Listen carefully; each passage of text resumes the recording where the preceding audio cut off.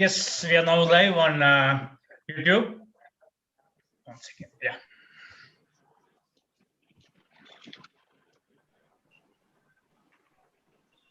Yeah.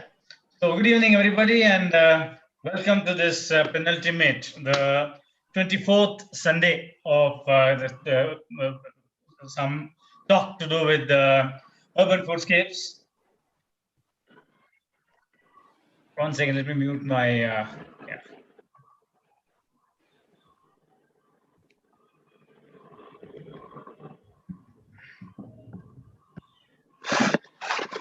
Yes, we have now reached the 24th Sunday, and successfully we have done up to commemorate our silver jubilee of OTG. It was a dream of our patron and of our guide, Dr. V. N. Vishwanath, to have something which marks this silver jubilee of OTG movement in Bangalore, and we have done this successfully. 24 Sundays are being done. Today is 24th Sunday, and we are all eagerly looking forward for the 25th Sunday next week, where we'll be going back to our good old personal Utra from your Tota, saying goodbye to Zoom. We'll all be going to our personal Utra from your Tota, where we propose to have it in the APD nursery. Dr. Hegde is working out the working details of the same, and we will keep you informed of that. And today we have got two interesting speakers who will be sharing their knowledge and expertise. We have got Ms. Premila Martis Parera, who is a banker turned environment care activist. Seed was sown in her mind just after graduation, but germinated only after she moved out of the corporate world 20 years later. The journey started with the desire to reduce carbon footprint at a household level and subsequently moved into impact at the community level. He has been part of the Urban Leaves Collective for the past 7 years and is immersed in Amrut Mitti philosophy. Madam, I have personally benefited by making this Amrut Mitti, using it not only in my home garden, but also in my farm. That is really Amrut Mitti, which works wonders for the plants. She now mentors Dream Grow Bandra, a local citizen-municipal initiative to transform a park into a food forest, and is grateful for the community that has grown around it. I think this is a hallmark of Mumbai. When I had to be there also long back, we visited a Nana Nani Park in the end of Marine Drive, where also they were trying to convert a park into a foodscape. So she's here to share her expertise with us. We're eagerly looking forward. And the other speaker we have is Mr. Sriram Chittur, who has more than a decade of experience in agriculture and IT. He's one of the co-founders of Hose Chiguru, which is helping interested people developing sustainable yet economically viable farming systems. Sriram is a thorough professional with vast experience in agricultural operations, technology, equipment, labor sourcing, and supply chain management. So he will also be sharing with us in the second part of today's presentation. We have a good number of viewers, so we're eagerly looking forward for this in YouTube, and we, the hosts in Zoom, are also eagerly looking forward. So let me not take much of your time. We'll first we'll have Ms. Premila speaking to us, after which we'll have Mr. Sriram speaking to us, at the end of which we can take questions. YouTube viewers, you can post your questions in the comments column. We will be answering all these questions after both the presentations. So welcome all of you. I hand over the session to Ms. Premila. Please take over, madam. Yeah, thank you. I have been an attendee for these, sessions that you all have had, and they've been so well thought out and informative. And I was really honored to be a speaker here because everybody else is such a luminary. So I will give you a more citizen perspective on what we've been doing. So here goes, I'm sharing the screen.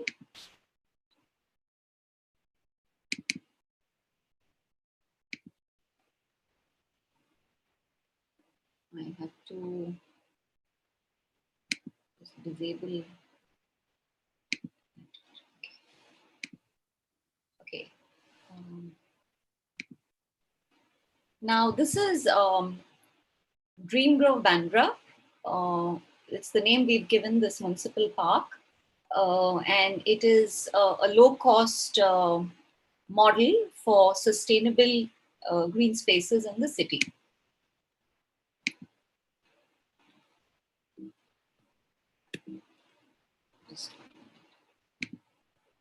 Yeah. So let's. I mean, this would apply to all cities, but very specifically to a mega city like Mumbai. These are problems of the city mounting waste. I mean, we this is a landfill near Mumbai, Devnar. It used to be 18 stories tall, and they compacted it. I don't know what the height is now. It is a disaster. If it catches fire, then the air across the city is affected, and people have respiratory issues. This is the landfill. This is just some basics I'm setting forth so that you understand the impact later. So when we send things to the landfill, we are basically polluting air, water, and soil. So ideally, we need to just constantly watch our carbon footprint and reduce what we send to the landfill. Concrete, no greenery, very, very little. I mean, if you look at the map, even 10 years ago and now, it is so scary. It's concrete everywhere.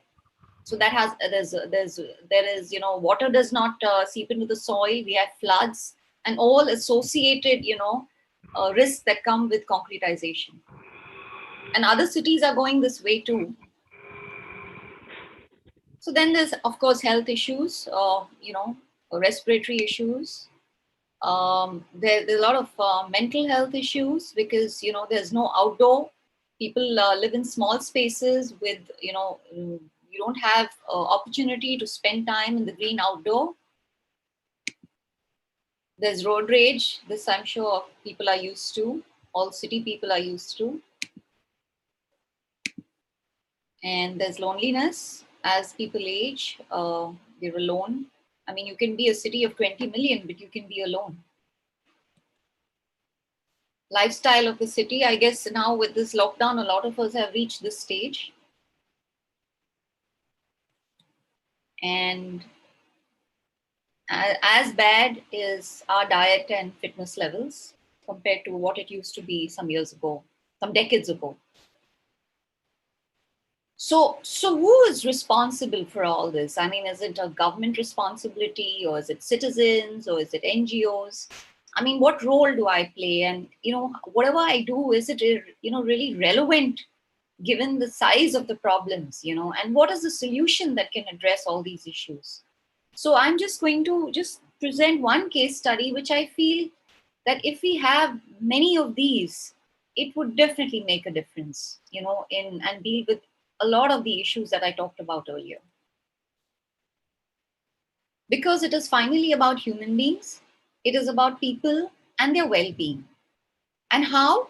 It is about the connections that they have to the world around them and connections with other living things. And then the quality of those connections. So let's get down to this case study. Okay, this is a picture of this public park in February 2018. The park had caretakers, but was not really cared for. So why? This is the background. So this was earlier, part of a village, and there were houses around, and this was a rice field many, many decades ago. And then when it was developed, the debris was, buildings came around it. And to bring the park to the level of the buildings, debris was dumped. So there's a lot of, concrete and rubble underneath. And then there's some soil was put on top of it to grow and make it a park. And then, of course, you had some club of, well-meaning group, but didn't have adequate, knowledge.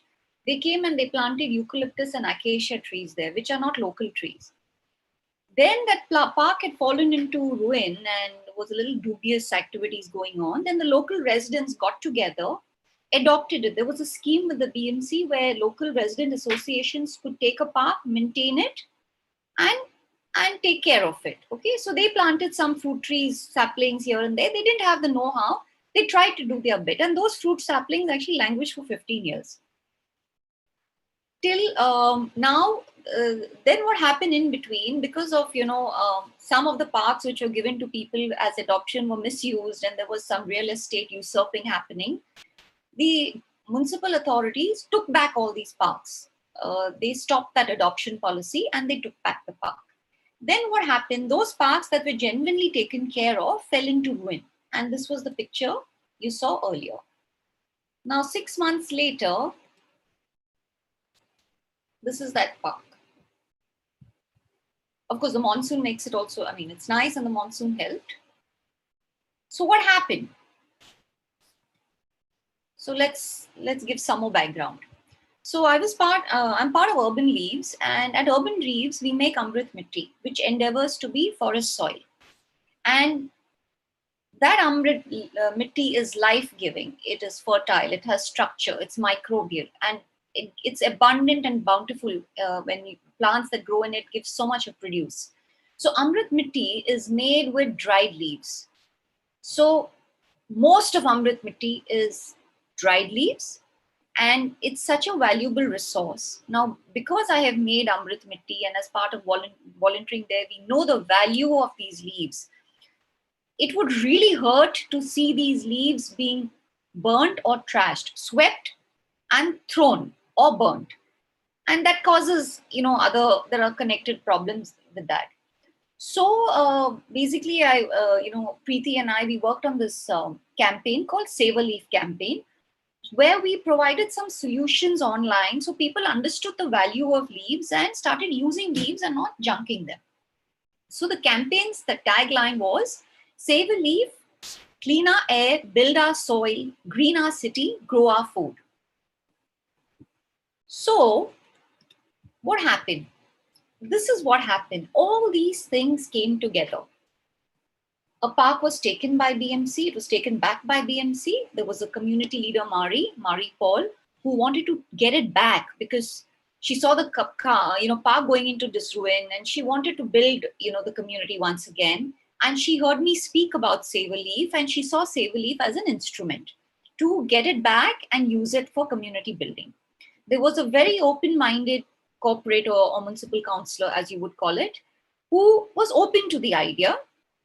And I was staying close by, and I had this desperate need at that time to prove low-cost sustainable green spaces, because actually it doesn't cost. You just use your resources around you. It doesn't cost to grow food and to green a space. So I was living close by, and the place that this park is a place in Bandra, and it is a very civic-minded locality. People are very good citizens here. They are responsible. They take on a lot of responsibility. So it was a very civic-minded locality to draw a team together. So all these things came together. It would not have been possible if even one of these things was not there. And so in March 2018, we opened the gates and started this demonstration of this model. So this was a briefing of all those who had gathered. So this is how it started. They would collect leaves. They would collect it. I mean, even there was one case when they went onto a rooftop, because a lot of leaves of the trees would collect on that rooftop, and they collected it in such a big bundle, and then they lowered it down, with a rope. And we used to use sacks and all, but now we have kind of evolved and we use bins, which just makes it a lot more easier. So we brought a lot of leaves. And this still continues. This is an ongoing activity. Once winter starts, from November to April, we are just collecting leaves. Now, we may collect leaves, but those leaves are somebody else's trash. So we had to clean them out, because people can go, there's plastic, there's foil, there's glass, there's cement. I mean, don't ask me, I don't even want to go into what we found. So we are cleaning it all, otherwise it goes into the soil. And this is all volunteers cleaning. And none of these people knew each other earlier. None of the volunteers knew each other. They just landed up there, and so everyone, and the children are very sharp at spotting all trash. I mean, they can just see it and remove it. So sadly, we do send this trash that we collect to the landfill, but the point is, a lot of the leaves are not going to the landfill. 60% of what we're sending to the landfill is biodegradable waste. So here the volunteers had got together, and the soil had been compacted severely. It had not been covered, it had not been cared for, so it was loosened. So here all ages, was loosening the soil, and then they spread the leaves. So this is the first solution of saver leaf mulching, where it's just spread on the forest floor or on the park floor. Now, that's not enough. So if you imitate the forest, you need microbes. So the microbes we fell back on is Amrut gel. Amrut gel is made out of cow dung, cow urine, jaggery, and water. It is, it is a microbial, it's an inoculator into the soil and decomposition accelerator. So here, so you got to remember that these are all city folk, all very sanitized. They've never touched cow dung, cow urine in their life, okay? And slowly and steadily, they got used to it. Here, the kids are making it. One of them is standing far away, but this is what, and this is this lady, one of our volunteers. She's feeding it to the park. So it's called Amrut gel. What is being made is concentrate, and then you dilute it and it becomes Amrut gel. So what happened? So for them to have faith in me, it was important that they had faith in me. So there had to be some, it was amazing because suddenly a sign came and they were, I still remember the expression. See, you got to remember that those trees were planted there. They had not got any nutrients. That was not cared for. And when we started this whole mulching and Amrut gel feed, the mulberry tree fruited in first time in 15 years. First time. And that was a sign to everybody that, listen, we can make a difference. So I baked cake using those mulberries. So we're all about food. We're all about farm to plate, right? Even Urban Leaves was all about farm to plate and back. So food is one of the connectors, connections that all of us have with each other. So this cake was enjoyed, and especially because it came from the garden. So in addition to just mulching, we also made raised beds with layers of leaves and red earth, and fed Amrut gel, and after decomposed we started planting in them. So this is colocasia leaves which are being transplanted. So this is how the bed was made, and that's the ready final thing. So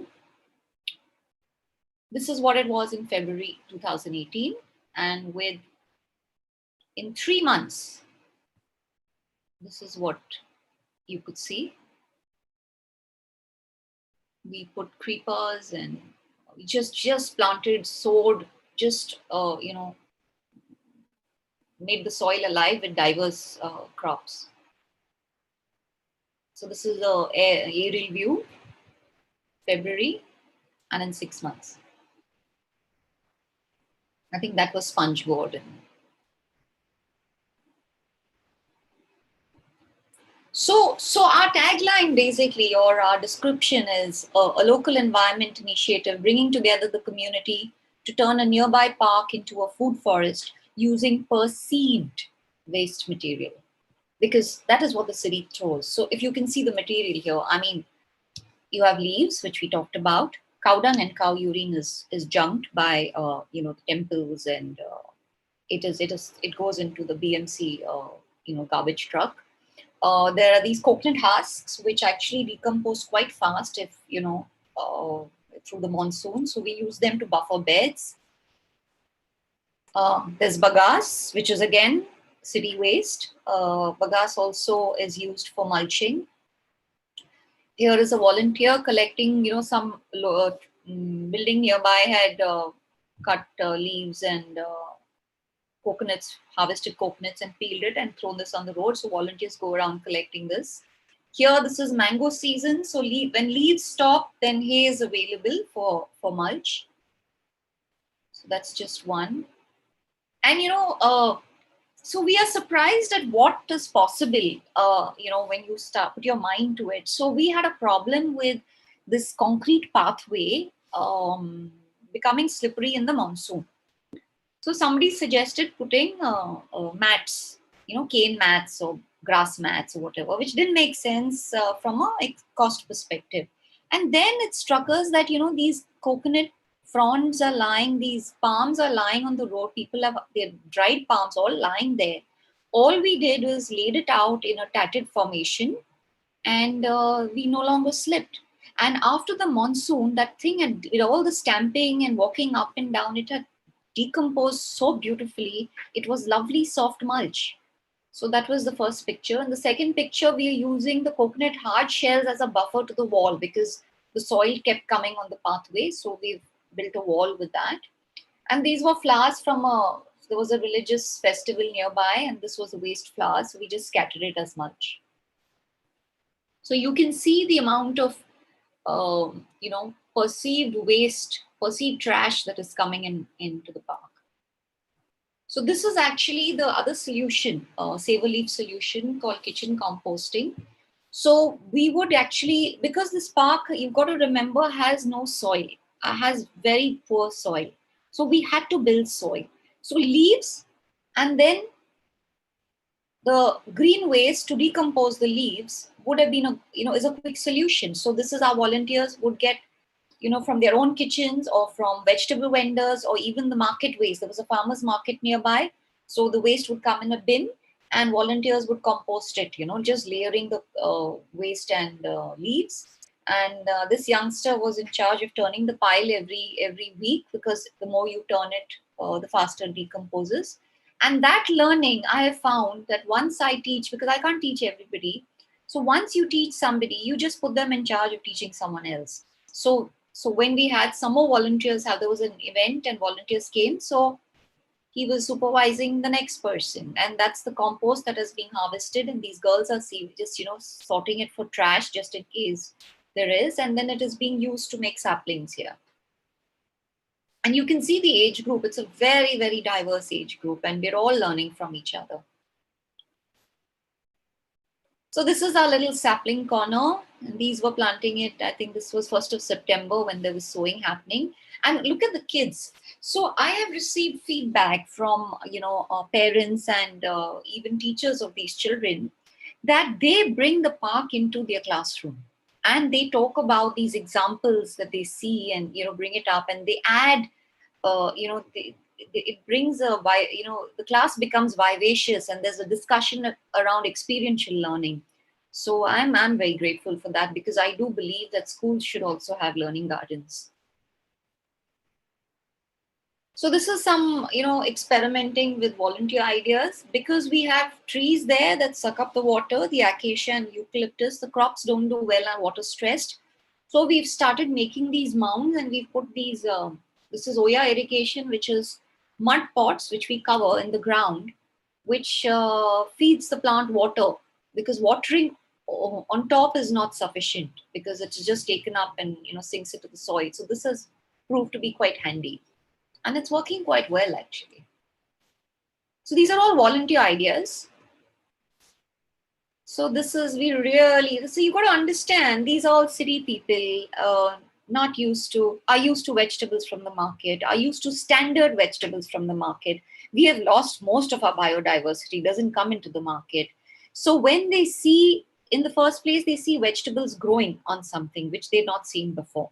Then, especially the children, and then they see vegetables that they've never seen before. Now, on the left-hand side, this first picture is an elephant tusk, ladyfinger, and it's a resilient plant. And this is the first time people in the area had seen it. It was the first time I had seen it, actually. Then there's this red ladyfinger here. Of course, bitter gourd, you're aware of. And this is other produce. Slowly and steadily, we're increasing the varieties of what we have.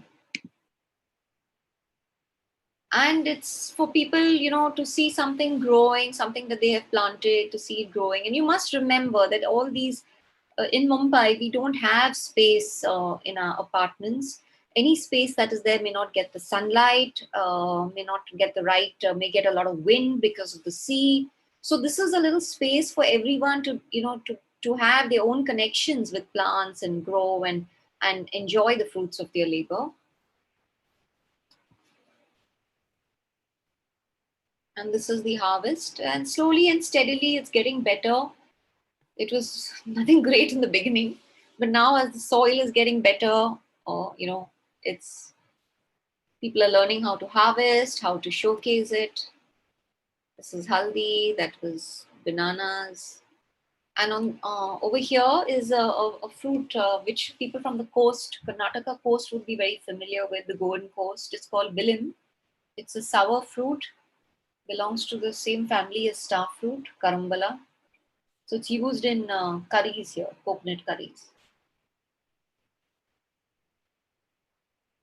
So greens, are a big hit because, they're organically grown, and everyone takes a little and then throws it into their dal or their stir fry or salads. Then another thing is, see, this area is a largely, anglicized area, non-vegetarians. So they're learning, how to eat local, seasonal.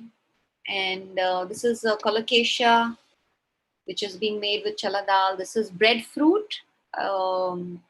It's again from the coast, from that area.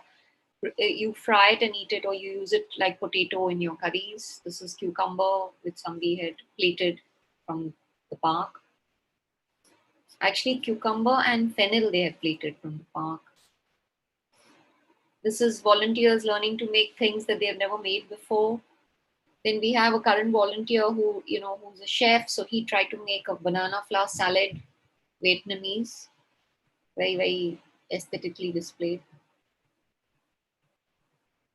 Now, in the beginning, there was seed, and at Dream Grove, saving seeds along with leaves is a passion. So this is basically from our experience. We have a few, experienced volunteers. We have Dipti and we have Nisha, and seeds are, good, resilient seeds and open pollinated, local, are very rare to come by. So that's why we give time to saving seeds. And this is just a few examples of what we've saved.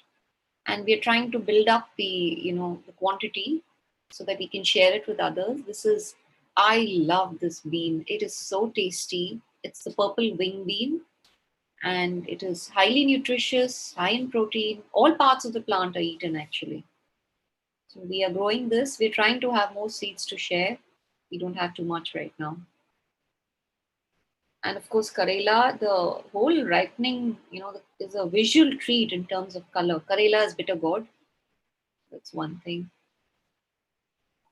So it's finally about connections, connections between all living things. And everyone comes together, they have bonded, strangers have become friends.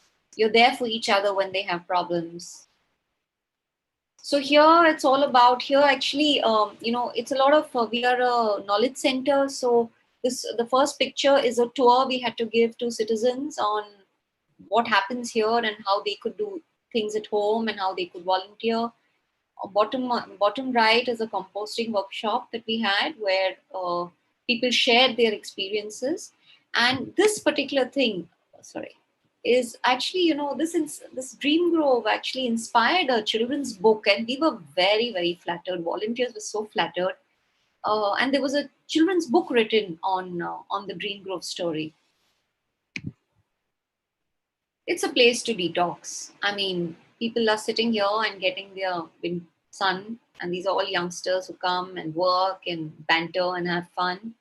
And this is the place where everybody sits around and chats. These days it's with masks. And it is about connections with other living things.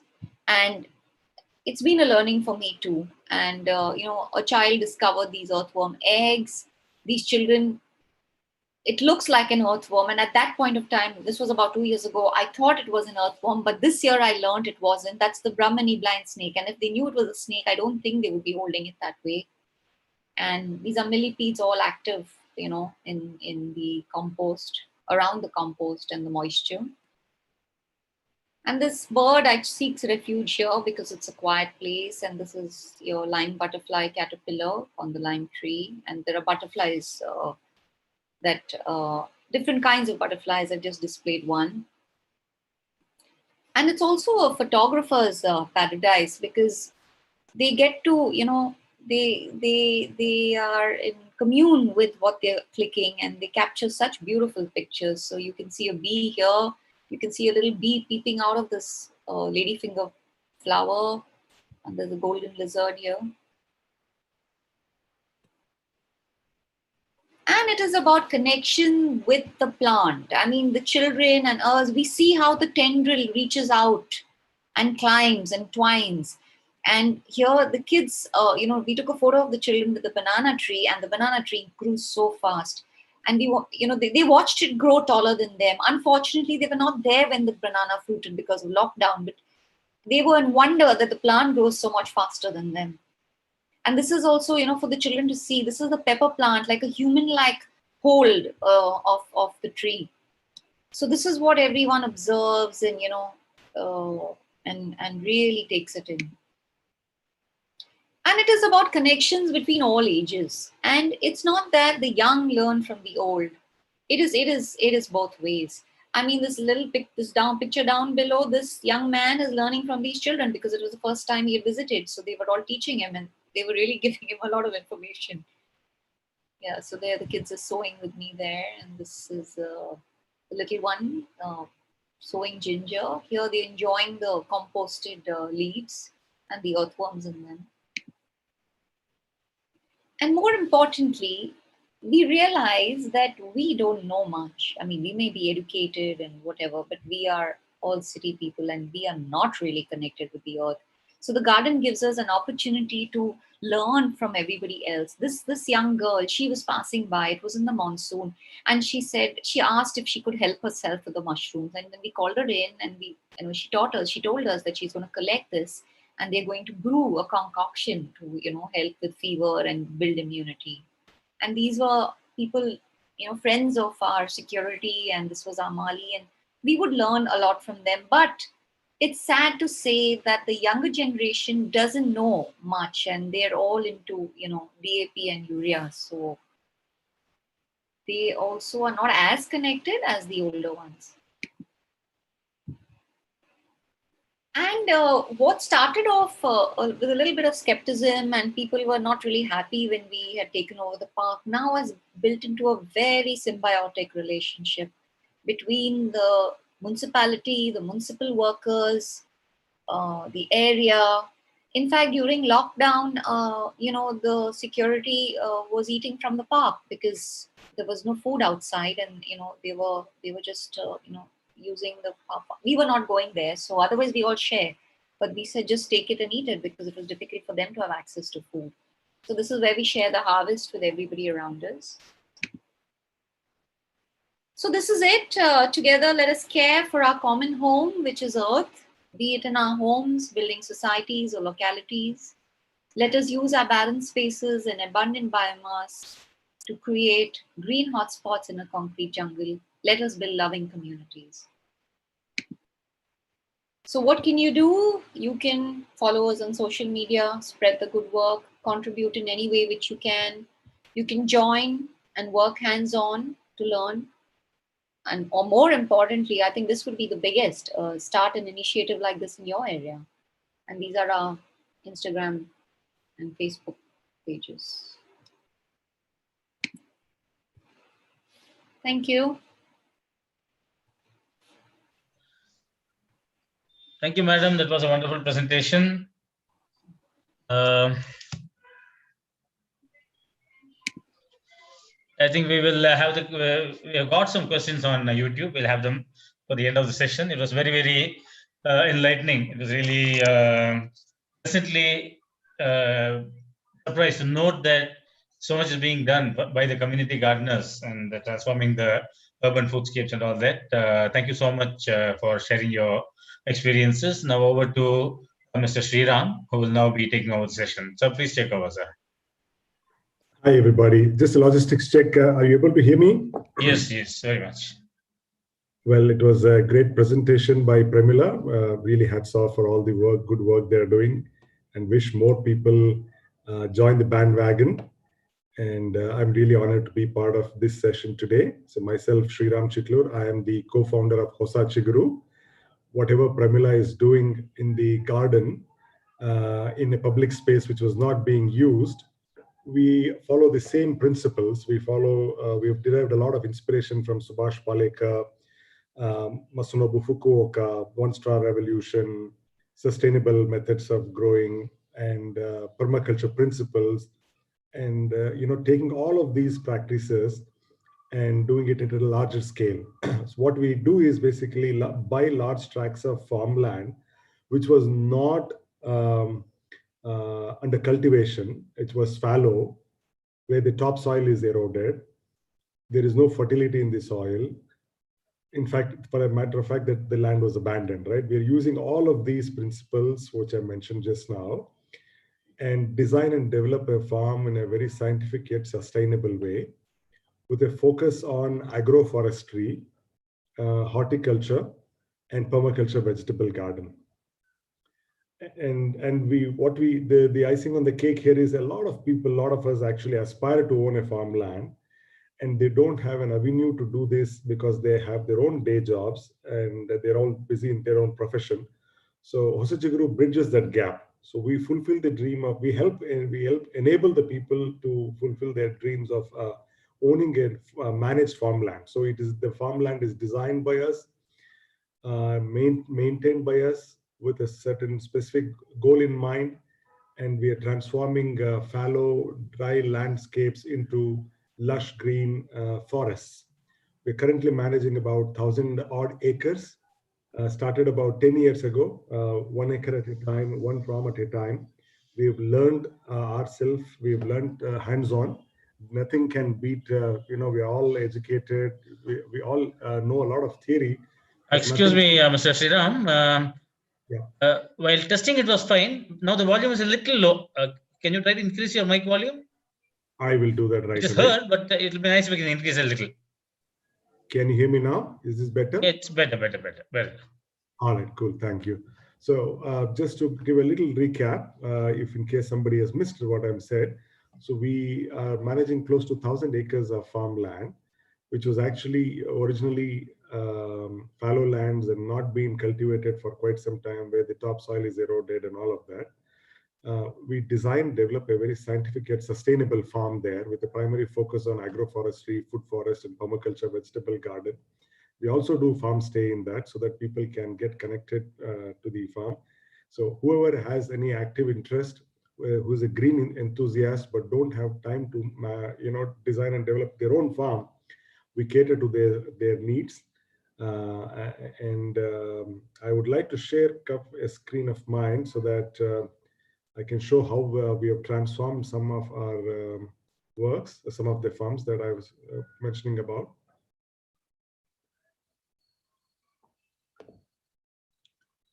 Are you able to see my screen? Hello? Can you guys see my screen? Yeah, we can see your screen. We can see the screen, not a problem. Thank you so much. So if you go to our website, I just wanted to bring up the blog that we have published. Basically, this is our work, how the land was in the year 2017 and before, and how it actually looks now. So if you see here, there was no single blade of grass growing here. It's in the driest area of Anantapur district in the southern part of India, about 120 kilometers north of Bangalore. There was no water harvesting done or anything of that sort there. When we were doing the landscaping and leveling the land in certain way and managing the contours and designing the plantation to plant trees, and then we allocated, can you see the green water body here? This water body didn't exist there before. So when we were making this 1 acre worth of water body there, local farmers and neighbors came and said, you're wasting time, you're wasting money, you have a lot of, you people come from city, you have money and you don't spend it judiciously. So this was happening at the March of 2016. And as we made that lake, we got a cloud burst or a big downpour in the month of March of the same year.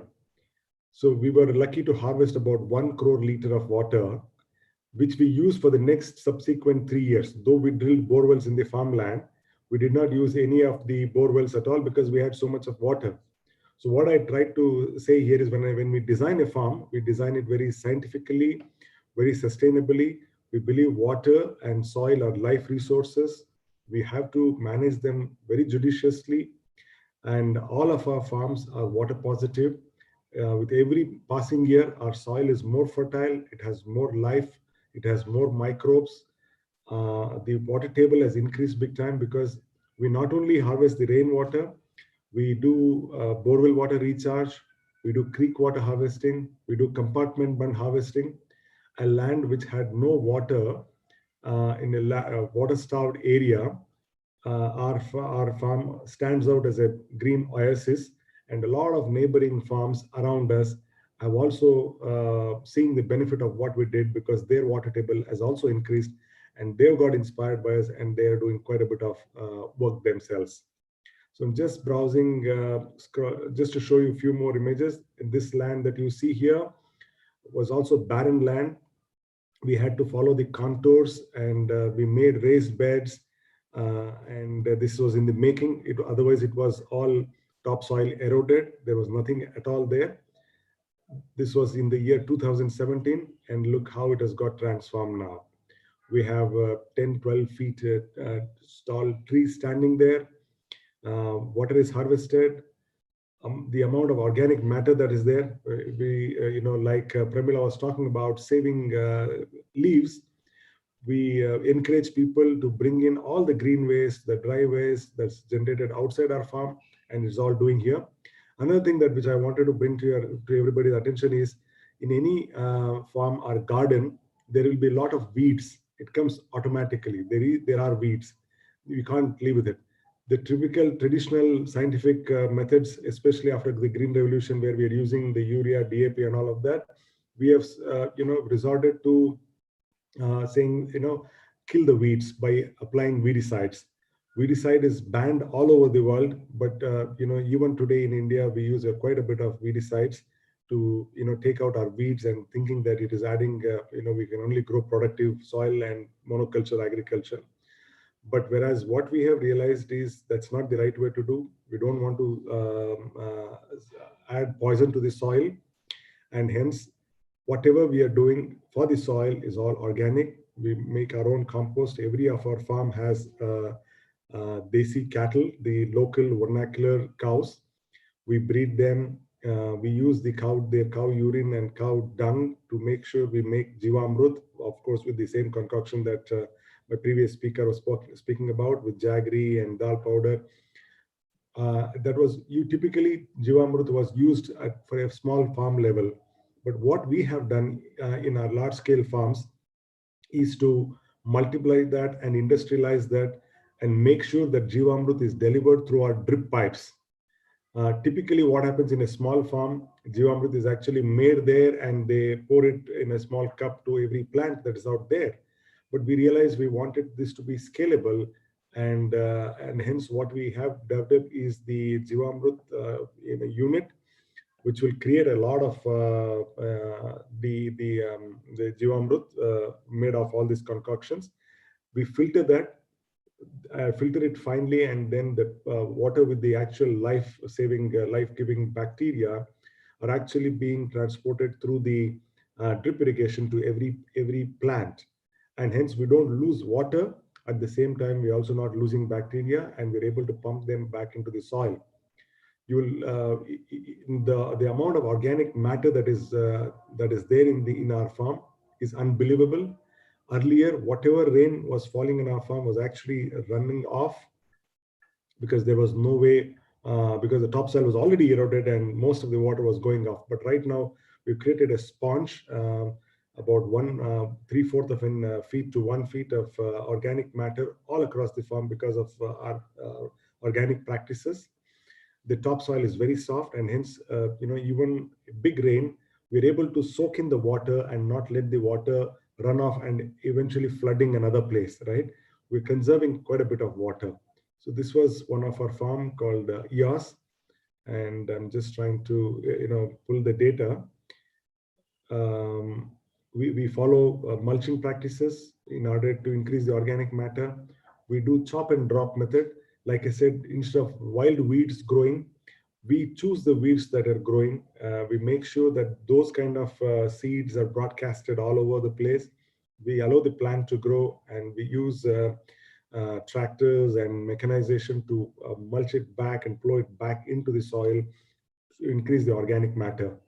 Uh, in fact, the Indian soils were very fertile many years ago, but now our organic carbon has come down less than 0.1 to 0.2%, whereas it used to be 2%, a few hundred years ago, by way of green revolution, by way of urea, by way of mindless cultivation, by way of exploiting groundwater and not growing and keeping the land fallow. Our organic content in the soil has come down big time. It has come down less than 0.2%. Wherever we have started our farms, the organic content in the soil, as you can see in this image, is actually nothing. Now, if you check here, it has increased at least 3 to 4 times than what it was earlier. And we're very proud to say that, that has happened. And as we continue our process of increasing the organic matter over time, we will achieve the highest organic carbon, which is the life-giving resources. Each of our farm is planted with thousands of trees. The specific EOS farm that I'm talking about, it has about 14,000 trees, combination of teakwood, sandalwood, mahogany, mango, pomegranate, guava, sapota, jackfruit, the jamuns. The big trees are grown. So idea was to make it a thick forest. We have coconuts, and this is another farm. As you can see, there is literally no organic matter. It was barren, and now you can see in about 4 years how this whole thing has got transformed. It has water, it has plants. You can see the lush greenery. And of course, this was during monsoon. It adds to the charm. So you can see the hills also has some greenery, but notwithstanding the fact, every of our borewell is harvested. You can see a borewell here, and it's all harvested. So, I also want to run through how we have used all of these techniques and design a farm. I'll just run a very quick video. Give me a quick second. I'll share that screen.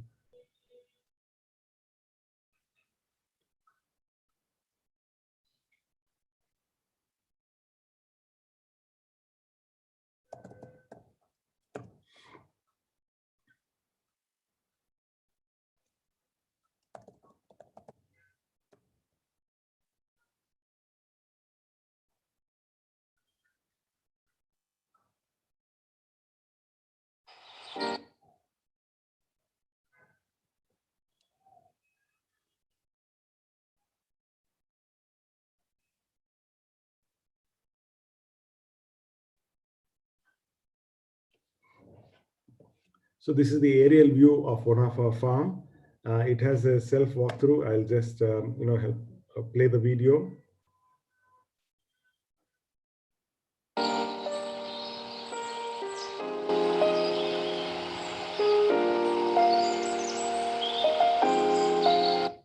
This was about 150 acres of dry land before it came to us. Now we have more than 10,000 mango trees, about 40,000 forest trees, and assorted fruit trees, about 5,000. It's all growing, nicely, and the whole landscape of that area has changed dramatically.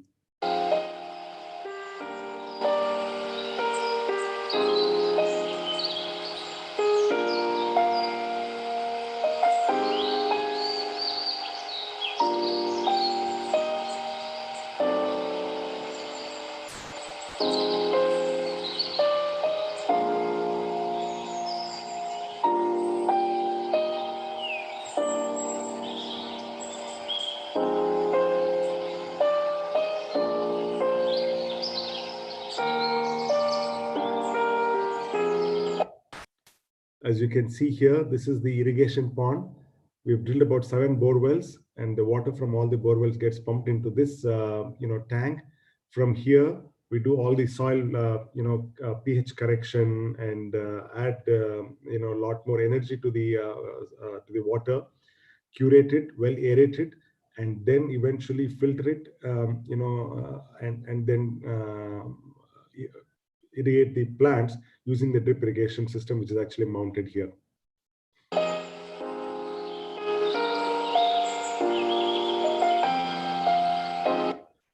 Every of our farm has a barn for cows, so we have about 10 to 20 local cattle born and raised locally there, and we have a huge area for them to graze around. So it's not just confined to one area, but they're freely allowed to move to any place of the farm.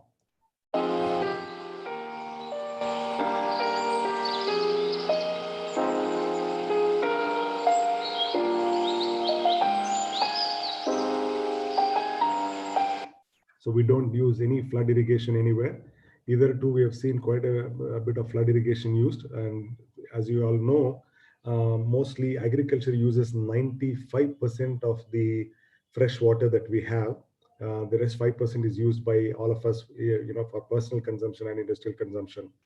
And the more we conserve water in agriculture, the better we have, and we retain that life resource for other needs and for our future population. So we conserve the water big time. Nowhere in our entire farm of 200 acres, you will see anywhere water is found in a place where it is not supposed to be. And it is delivered, measured, metered. We know how much of water is being used per day. We know how much of water is being harvested during a rainy day, and how that water is, how much of it is actually going to the plants. And when I told about scientific methods that we use, so we have deployed sensors, IoT-based sensors, and weather stations all across the farm. We measure the soil temperature, we measure the soil humidity, soil moisture at 30 centimeters below the soil, at 60 centimeters below the soil. And we also measure the evapotranspiration losses, the radiation outside, and make sure we take an informed decision of irrigating only right amount of moisture. None of the plants actually require water. It actually requires moisture at the root zone. So our idea is to deliver the moisture at the root zone at the optimal level. If we over irrigate, then the water leaches out below, and then the soil gets compacted. If you under irrigate, then the plants won't grow. This is a constant battle we have to evolve. We built in a lot of data models to make sure our trees, and for our soil type and our local climatic conditions, we use the optimal water, so that we don't use the excess water and conserve the water big time.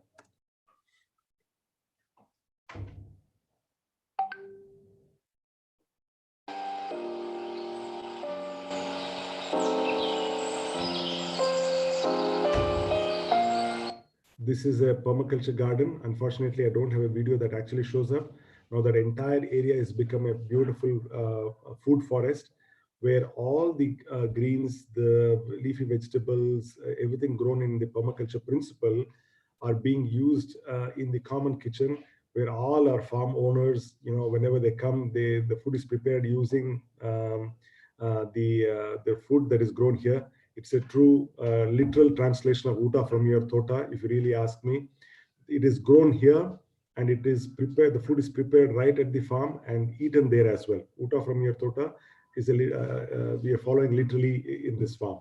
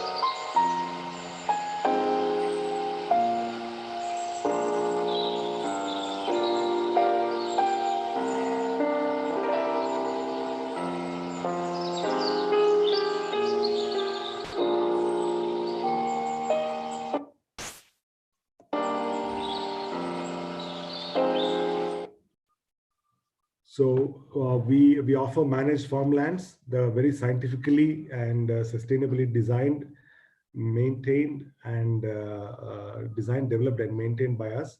We have quite a bit of green enthusiasts from all over the country as our customers, as our patrons. They own more than 1,000 acres small farm. So we buy a large farm, we design that, and we sell small farm of that, which they can passively own, and they can come and experience and enjoy it. So this is pretty much that we do, and I would like to kind of see if there are any questions that I can answer, and happy to share more thoughts once more questions come in.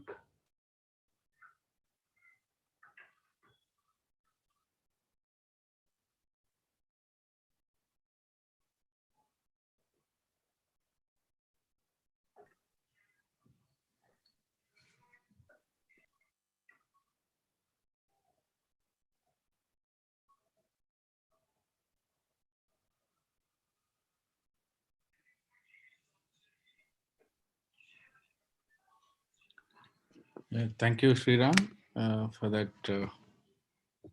great presentation and the work that Satyaguru has been doing. So that is really good to know. Sanjeev, you want to check any specific questions? It will be helpful.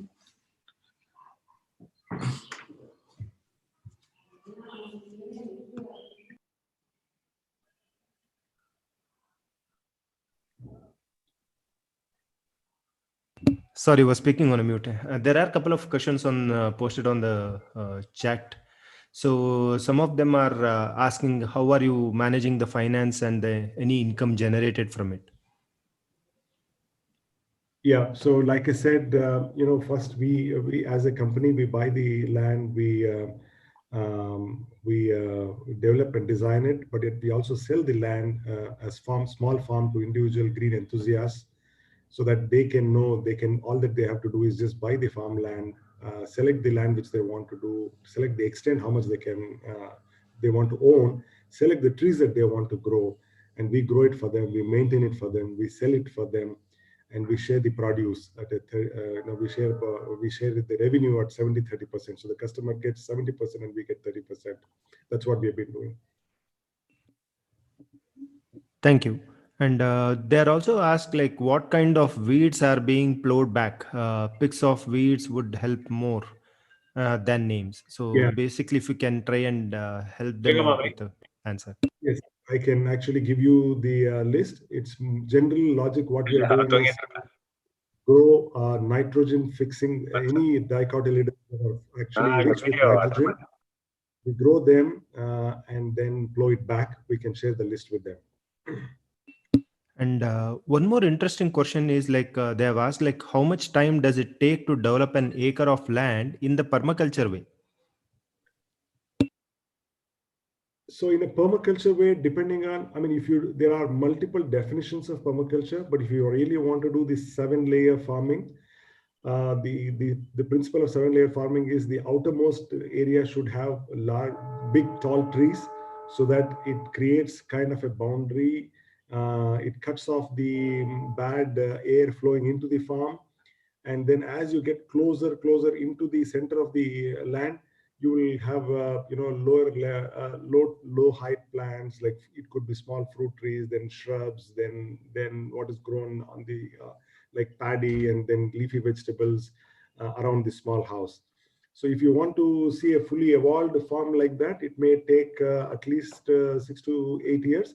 But if you want to take it in stages where you're not too worried about the big trees growing in the border, if there is already a farm, and if there is a neighboring farm where the tall trees already there in one direction, and if you want to design the farm based on that, then it may not really take much time. You can design, develop all of that within about 3 to 6 months, and you can start reaping benefit of it. One of the permaculture garden, which I showed you in the walkthrough video, we are already growing lettuce, tomatoes, brinjal, pala, coriander, carrots, beetroot, onions, all of that. So permaculture is basically permanent agriculture. So in industrial agriculture, what happens is monocropping, right? You bombard with broadcast seeds of all tomato all over the place, and tomato is very vulnerable for certain pests. And if you don't really plant it with a companion plant as such as chili or anything like that, then we don't really doing permaculture. So what we do is we do companion planting. We know what supports each other, both from a root system, what can be grown there, and we create mandalas to make sure that the water is retained well. We manage the topography and then develop it. So to bottom line, short answer for these is about you can develop all this in about 3 to 6 months and start enjoying the fruit of it already.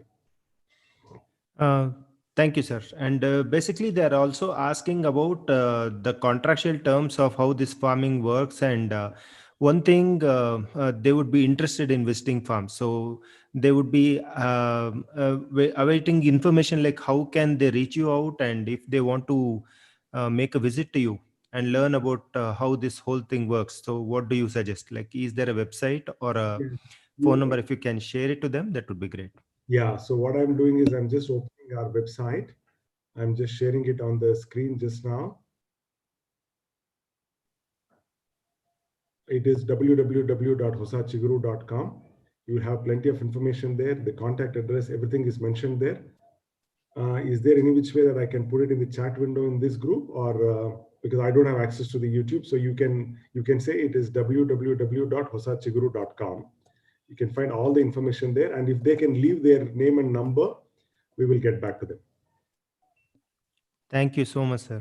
And some questions for Premila madam. Like, they've raised questions saying like, what is the kind of help they received from municipal corporation, and basically some question on free labor or any materials. So how did they receive it through the municipal corporation?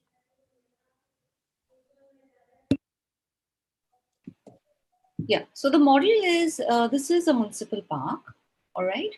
And the municipality provides a gardener and the security. Everything else, and they provide water, okay? They provide once a year pruning if required. And they also, if there's any civil work to be done, they take care of it. Everything else, we take care of. And actually, it doesn't really cost because we're using waste of the city. And if there is anything like seeds or implements and things like that, we all put in the money together and we give our free labor. So the labor that's free is ours.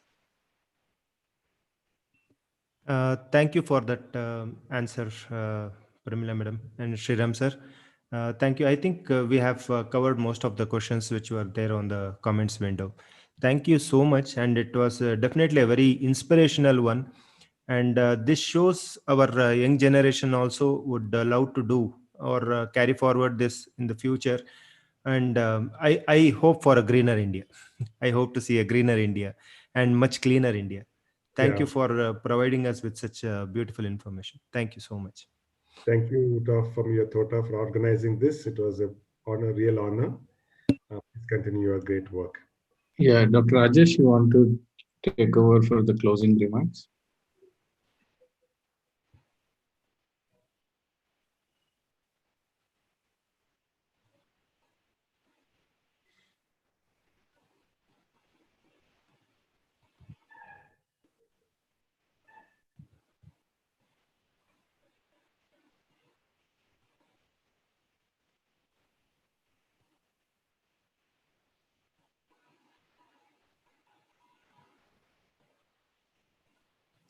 Dr. Rajesh?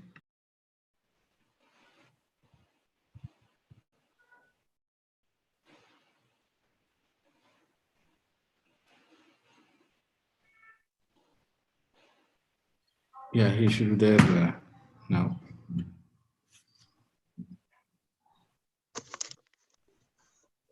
I just came by. Any questions were taken? Yeah, it's all done, sir. We can. It's done, is it? Okay.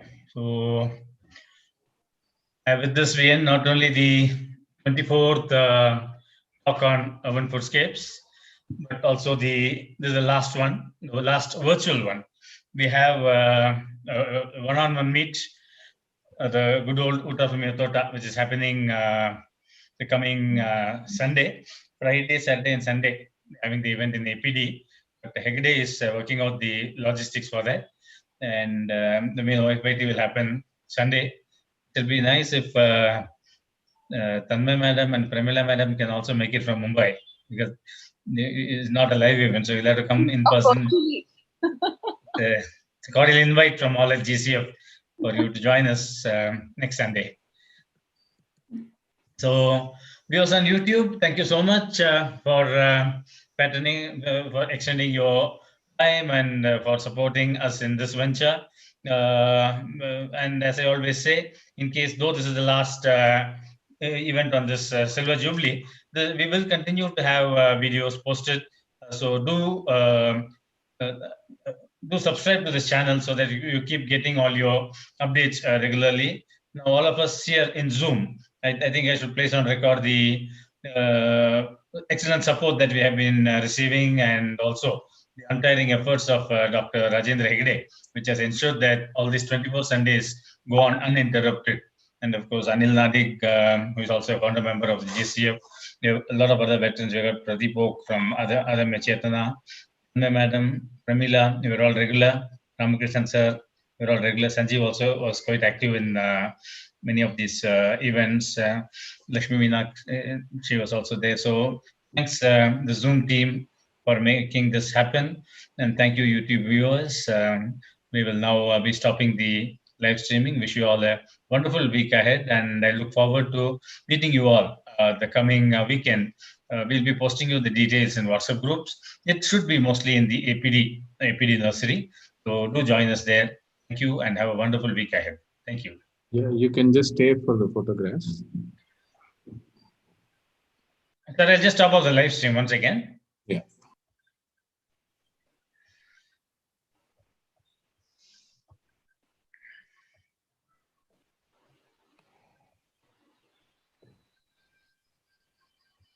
Yes, live stream.